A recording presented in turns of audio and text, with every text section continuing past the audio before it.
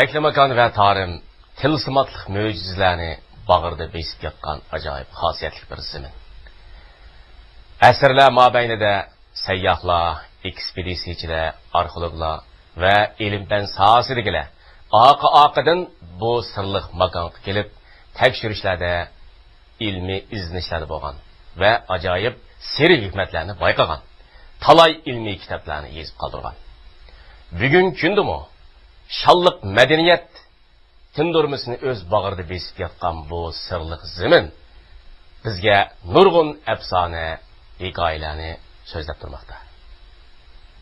Kadirli körmen dostlar, bugünkü programımızda biz Şinjan Üniversitesi'nin profesörü şair Buğda Abdullah Efendi'nin Şinjan Yaşlar Ösmirler Neşriyat tarafından neşr kılıngan Tarım Kadimiyetleri namlı kitabı hakkında sohbet yaparız. Bugünkü sohbetimizge Şinjan Üniversitesi'nin profesörü şair Buğda Abdullah Efendi'ni, Şinjan Üniversitesi Filologiya İnstitutu'nun doktoru Abdusalam Şükür Nuh Efendilerini teklif kıldık. Qandaq bir unutulmaz əstilik, mənlik hatırlarınız var? Men gayet özgücelik kıldım. Bunu başqacha bir usulda bizge bayan qilib berdi. Buğdu malum siz körmen dostlarımızga özünüzninki nadir şiirleriniz bilen tonulgan. Mesela sizninki Yelken, Bahar Gunçildiri, Salgıt işi, Komzak Götergen Kız, qatarlıq esil şiir toplamlarınızdaki şiirleriniz okurmenlerinki kalbini gıdıqlap olanın məneviyetini beytip gelgen. Onda sizin bu şu tarım teklimakan temesideki fikir oçuğunuzga ot yapkan qandaq bir unutulmaz əstilik, mənlik hatırlarınız var? Benim cık ömrüm şehirde öttü, Ürümçi'de öttü. Yani Ürümçi'nin o vakitlardaki deryaları, gül çiçekleri, derek ormanları, yolları, adamları bana bek tanış. Yani Canup'ni asasen kömbigen. Kim badım kögendikin hayran kaldım. Nim boldu desiniz, fikir yoldurumni içiverdi. Ben bir kadim zamanға kep kalgandek, bir tarihten burunki zamanға kep kalgandek hoş olup kettim. Endi şehirge nisbette etqanda kerigi oldu. Ben qın patmay oturman, ayacalı oturman, hoşal olup oturman. Buna endi kögen eslerini şehir qilib yazdım bir kısmını. Buna hemmisi qağaldan hemmisini hatırlaşka buldu eken. Endi bu şehirnin kategoriyasiga kiremeydi. Şunlaşka nesri yolla bilen ezişka kiriştim. Endi umumen teklimakan, kiroran, Qarqurum, Altıntağ boyları kömülüp yatkan bir medeniyet, bir bilim, bir kitap. Bunu endi qandaq içip, qandaq okuş, bu başkalarga qandaq meni gayet özgücelik kıldı. Ben bir yerlerge berip atıman, körüp atıman, gözlerimge işenmey atıman. Teklimakan boylar naçık tılsım yalavaken, bu özü has alaylık ege. Bazı mabutlar varken, tılsım kılıngan, baylıklar varken, moşundaq. Endi bazı adamlarga uçuraydigan, bazı adamlarga uçurmaydigan. Şundaq. Bu endi ögenimiz bolmaydigan, hatırlımız bolmaydigan, tadqiq qilmasa bolmaydigan narsalar. Endi gapning rost nima desa, mushu oddiy emgakchilar, mushu cho'ponlar, mushu dehqonlar, mushu odamlar menga jiq bilim berdi. Mayda o'qidim, oliy maktabda, universitet o'qiganlarni esib ketdi. Shundaq. Bu jihatdan olganda men baxtli ham xo'shal bo'ldim. Shundaq. Demişsin bu tarım teklimakanning o'z bir mo'jizat, bir tilsim, bir folklor muzeyi. To'g'ri. Xuddi bir bizni jalb qiladigan, ammo tiyiga yetenmaydigan, o'qib tushunolmaydigan bir güzel she'r bu teklimakan degan. Bu kitobning ichidagi mazmunlar tarım teklimakan madaniyatiga bag'ishlangan. Buğda Abdullah ma'lummi? Yana mush tarım teklimakan vodisidagi har qaysi madaniyat manbalariga qiziqqan vaqtini 70-yillarning boshlab so'zlagan kitobda. Hamda biz Buğda Abdullah ma'lumning ilmiy kimligi, şahsiyeti noktasından qargan chig'imizda Bog'da Abdulla ma'lum oldi bilan bir shoir shundoq. Mushu tarim, taklimakam madaniyatiga oid temalar Bog'da Abdulla ma'lumning she'rlarida burul aks etgan. Hamda 90-yillarga kelganda degan chog'da Bog'da ma'lum tema jihatda yana o'zgarish yasab, madaniyat, kultur tipidagi temalarni she'riyatga ilib kirdi. Bog'da Abdulla ma'lum uzun yillik she'riyat ijodiyat jarayonida qayta pishiqlab ishlagan, ham shundaqla tadqiq qilgan. Ham bugungi kunda Bog'da Abdulla ma'lum yana mo'ysipitlik ishida o'zining ijodiyatida yana bir o'zgarish yasab, buni boshqacha bir usulda bizga bayon qilib berdi. Demisimi Tarim qadimiyatları namlı kitap gerçi bir ilmi eser bolsunmu, ama bunun yanına Bog'da ma'lumninki şiiri talantı. Mesela abstract tefekkürden göre obraz tefekkürden köpüre kanat yiyişi. Muşu yanıla, muşu Bog'da ma'lum izinlavatkan, muşu temi ölen, ma'lumninki tabii hömer turuşu olgan, muşu şiir hakkındaki meseleler, düşünceler yana girelişip ketken de parası bulamazlar. Shundoq. Bog'da ma'lumniki Tarim qadimiyatları deydigan kitobidagi bayon istiloh qarab baxsak, bu xil bayon yana Bog'da Abdulla ma'lumniki shu she'riyat istilidan kelayotganligini biz ko'ramiz. Kitobning janr nuqtasidan qarasak, bu bir nasrlar to'plami. Lekin an'anaviy nasrlarga o'xshamaydi. Buningda nurg'unlagan madaniyat, tadqiqotga oid mazmunlar so'zlangan.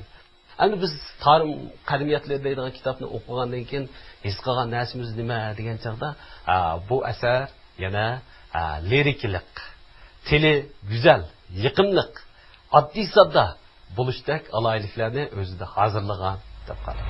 Tarixiy geçmişler haqida bir narsa demoqchi bo'lsangiz kerak. So'ng bu qizga qarab nima deydi, qo'rqudi. Bu adabiy xotira tipidagi madaniyat nasrlaridan iborat. Unda olganda Bog'da ma'lum kitobingizga Tarim qadimiyatları deb mavzu qo'yibsiz. Bu mavzu meni o'ziga jalb qildi, ham jiroq qadimga ketib qoldi. Shuna olganda siz mush Tarim qadimiyatlariga mush mavzu orqaliqmi nurg'un tarixiy geçmişler haqida bir narsa demoqchi bo'lsangiz kerak. Shundoq. Bu yerda biri bilim, yana biri mushu bizning emgakchi xalqimiz, japakesh dehqonlarimiz, cho'ponlarimizmi mushu bilim jihatda bularda ma'lum narsalarning kamligini his qilaman. Bir yil bordim, Vasharda Musa Tog' degan bir odam bor ekan. Oltin tog'da qo'y vaqt ekan bular. Bir qatim qo'y yoqib, qo'ylarni yig'ishtirib, işte bu aylanib qarsa, shu yerda bir buloq bor ekan. Buloqning ichida bir narsa tosh poqirib, nur chechib turganligini ko'rdi ekan. So'ng bu qizqib qarab nima dedi, qo'rqdi. Oxir oladi. Bu ikki parcha tosh nurlib turdi. Nur chiqib turdi. Oladi, yanchiq samaydi, qo'rqib ketib, yilqi eshakning mo'lasini ichiga tiqib akildi ekan bu. Uyga akildi, undan keyin qorong'i tushib ketgan, chiroq yoqishni ulgurmaydi. So'ng toshni uyga akildi, uy necha 100 wattlik chiroq elektr nurida yorib ketdi. Bu nima tosh? Bu oltin emas, bu qo'shtish emas, o'zi hayron qoldi. Chaqlaydi, bir zamonlar o'tdi. Keyin boshqa bir odamga nahayat azam pulga setyapti. Bu amaliyat gavhar. Gavhar yotidi o'sayda, to'nimasang ne foyda degan shundoq. Endi mushu jihatdagi bilimlar mushu odamlarda bo'lgan bo'lsa, to'liqlangan bo'lsa, ko'zi gavharni allaqachon to'nib oladi. Bu kitapta bedellerini tartib, bu bedellerninki alaylığı uğrunu, anından keyin şu medeniyetin durumuna, folklorga ait, an'anaga ait, coğrafiyalik joylashish, coğrafiyalik namlar, hatta ularning o'lcham namlari, ularninki daryo iqinlarininki nereden egilib, nereden qayib, nereye berib tutishdiganligi, ondan keyin doğru o'simliklar, ularninki demobachilik rolini masalasini tartib, momiya, qabra tazkiralariga oid bo'lgan nurg'un mazmunlarni kirishtirib munda qarsam menda bizningki buyuk qomusimiz turk tillar divoniga ma'lum jihatdan yondashgandek his qilib qolmabsizlar men buni. Bu yerga men bir gap qisqiray. Siz natiq dedingiz, mumiya. Mumiyani men dastlab nerede ko'rdim desangiz, Urumchida ko'rdim. Shu 54-yili. Mavzuyda ko'rdingizmi? Yo'q, Xalq maydoni. Shuning do'qmishida bir nima oshxonasi degan bir oshxona oldi. Shu yerda o'ylab vardı. Bir kuni ko'rgazim bo'pti dedi balla. Shu 10 yosh vaqtim. Ko'rpaqallab yugurib bordik shu yerga. Borsak, osh takli makondan qazilingan bir mumiya. Aynak sandiqning ichiga olibdi. Mushuni uxlab qolgandek, choch, kirpik, yili o'sib turgandek. Yili tipik bir odam endi-a, taklimakan odam. Menimga odamlar xas bo'lgan chiroy yapti u odam. Ha, to'g'ri. Shunday uxlab qolganda ko'rdim, hayron qoldim. Bu endi biz shu vaqtga balo xayolimiz bilan bu qanday mumkin deymiz-ku. Bu avvaldan qaraganda ovchi odam uning yeniga bir nayza qo'yib qo'yibdi. Nihoyat uzun nayza. Onundan bu adam kelgan zanjirlik savut. Men hozir o'ylayman,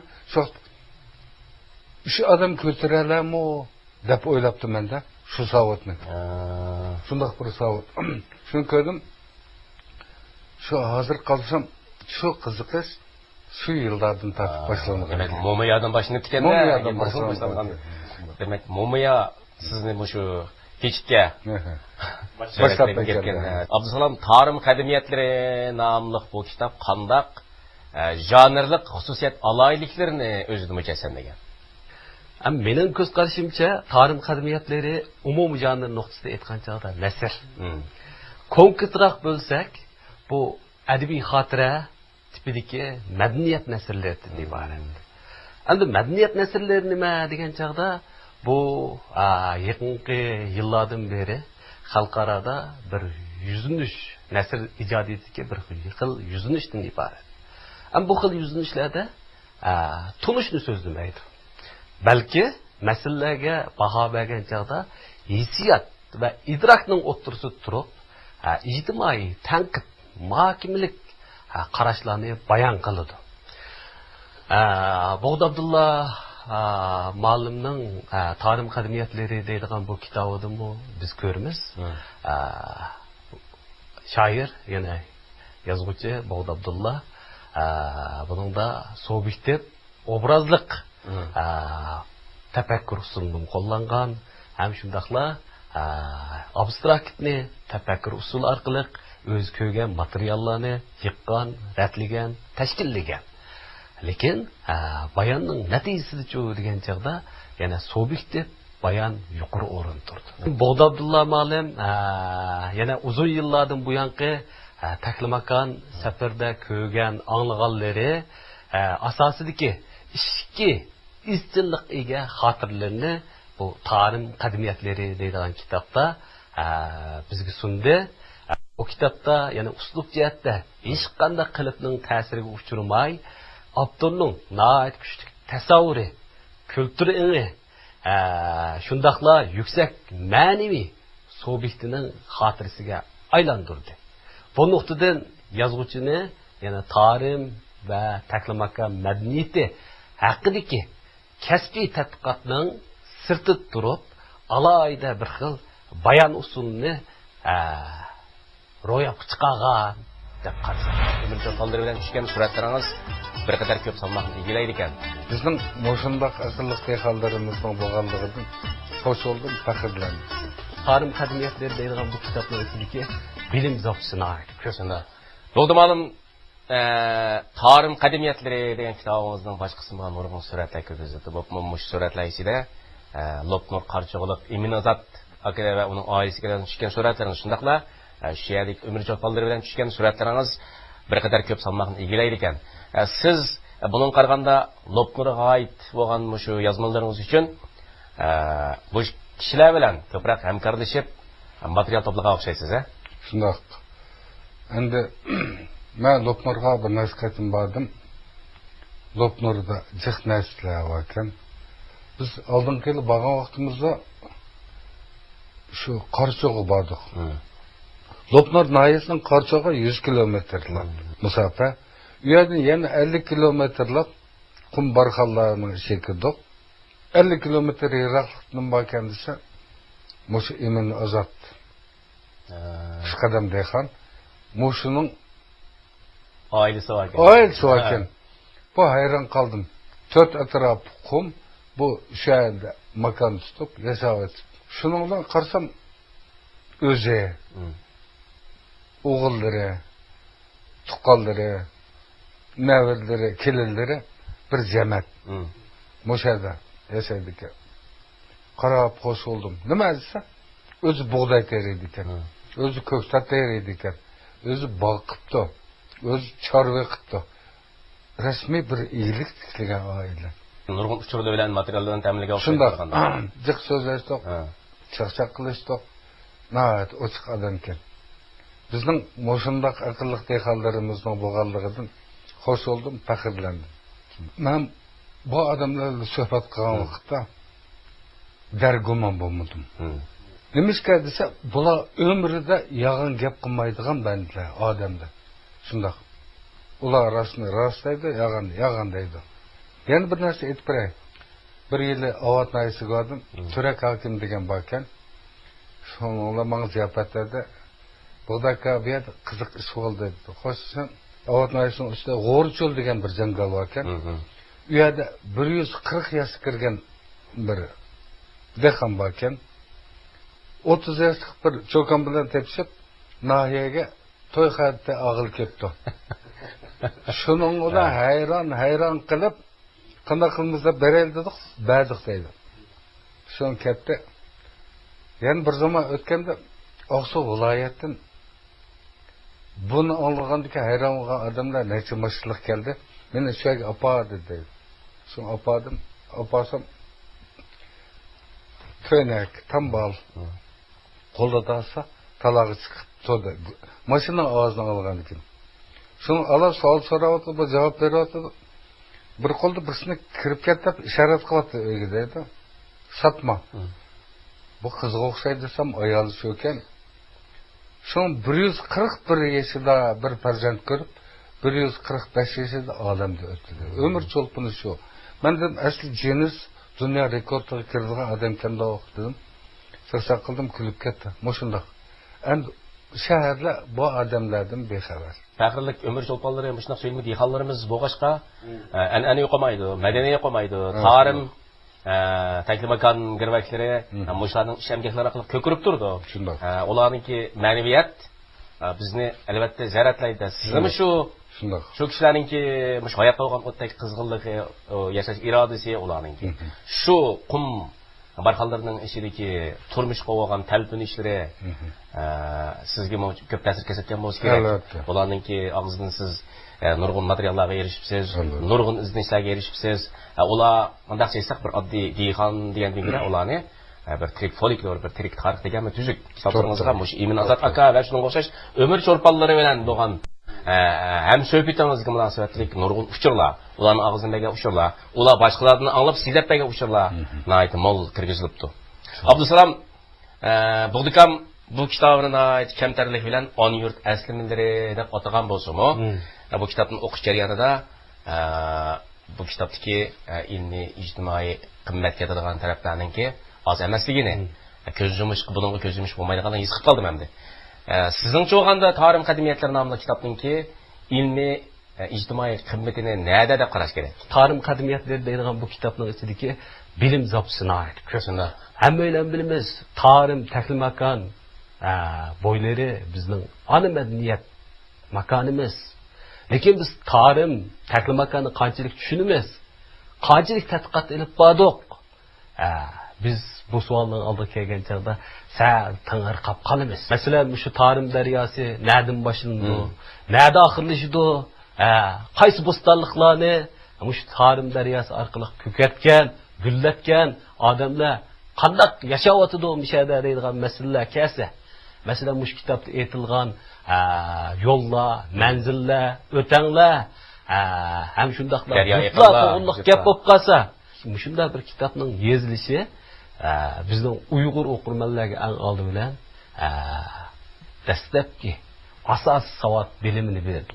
Men shunda qarayman, Bog'da Abdulla Malim bir shoirlar emas, bir vijdonli ziyoli sifatida, ham shundaqla bir insonshunos, folklorshunosning sifatida bu tarix ham shundaqla taklamakan bo'ylardagi madaniyatga yuzlangan. Shunaqa bir izlarni bayqab qoldim endi. Bu nima vajidir? Hammasi ustoz. Qalamni nayta erkin qo'yayotgan. Kitap yüzümü depti bununla bir mi sözünü katmadı, dokunulmadı. Hem gapning, hem efsane rivayetning, hem ilgisi var. Hiç kandak ben buna girim qilmadim, hal bermedim. Nim bozuşunu birinci kol materyal şeklinde kitap yazdığım gaplarni qildim. Bayatim Bog'dumalim bir gapni dedi. Bu nayta yaxshi gap. Iliq bir xil sap, pokiz, e'tiqod, aqida bu odamlarda bor. Ma asarniki yezish uslubiga qarab baqsammi, Bog'dumalim buningga bak qalliqa turib, padazlab ketmagan. Nima uchun degan chaqda ashqil bir xil sap, pokiza madaniyat mush kitob orqali saqlanib qolsin deydigan bunda yeziqchilik istigim bor Bog'dumalimning. Ana mush kitobni o'qigan odam qanday hissiyat keldi degan chaqda bizning ana madaniyat mush tuproqimiz nayt pokizga, isilga. Anda olganda Bog'dumalim demak mushu kitobingizda siz nurg'un uchurlarni kirgizibsiz, mushu uchurlar orqali qimmatli iznishlarni kitobingizda namoyon qilibsiz. Unda olganda siz mush kitobni yozish davomida qarasam avom xalq bilan ko'proq ham suhbatda bo'lganligingizdek mushtaq bir izlarni bayqab qoldim endi. Bu nima vajidir? Endi oz tuandiki emgekchi xalq bularning to'plagan tajribalari, kashfiyotlar, bilimlar bu boshqa gapdir. Bu yozilmagan bir kitoblar ekan. Men so'nglish hammasini ustozdim. Masalan, rivoyatlar. Uni bildigan odamlar o'tdi, jahonda o'tib ketdi, olamda o'tib ketdi. Lekin men ba'zida ushoq bolalarni ustoz tutdim. Men Turpanda, Bo'lliqda bo'ldim. So'ng jiq bolalar keldi atrofimga. Ularning bo'g'illari bo'lgan, mo'minlarim bo'lgan. Ularning kallarimi undaq odat kallar emas, folklor kallasi ekan. So'ng Cho'lpon yulduzi to'g'risida gap bo'lib qoldi. So'rsam men bilman dedi bir bola. Rivoyatni deb biring dedim, "Na chiroyli bir rivoyatni deb aytdi." O'zim xo'shib ketdim. Mushu yashtiki qiz bola. Keyin nayt yaxshi bir she'r yozdim.